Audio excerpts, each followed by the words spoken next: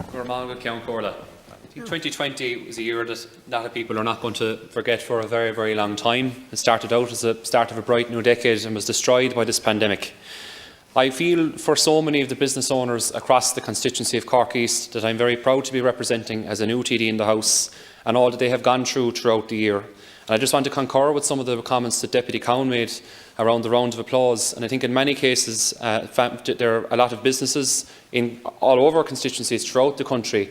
They can't walk into a bank and give them a round of applause, or to revenue either. And they need the support of the state in the upcoming months when we finally get through the worst part of this pandemic. I'm sincerely hopeful that through fantastic efforts made by scientists throughout the world that we will have an effective vaccination in the very near future. And I hope that our government can plan towards that being put in place swiftly and rapidly, so society throughout Ireland can go back to normal as soon as possible.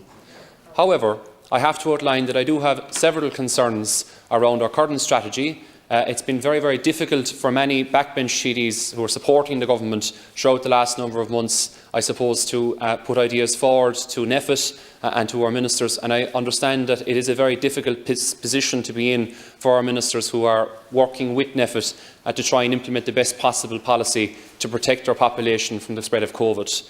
And I am very concerned around the impact it is having on hospitality and on our students as well who are in higher education.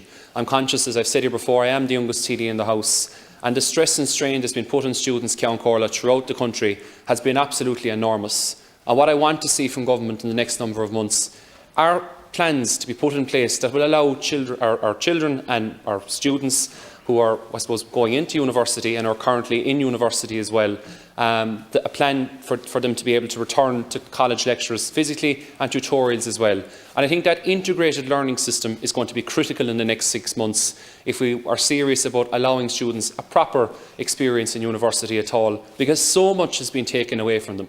And they're in constant communication with me, and a lot of them are hurting. They're very angry, frustrated, and they've been put in a position through no fault of their own or no fault of the government, I do feel, to deal with what's in front of them. And it is an enormous task for anybody, not to mind somebody that's starting out in their own individual life on their own for the first time, to be dealing with this problem and to be stuck at home when they're supposed to be out enjoying life. And I'm quite conscious of that. And it's going to be absolutely critical, Minister, and I know you'll do your best, as you always do, to feed that message back to the government.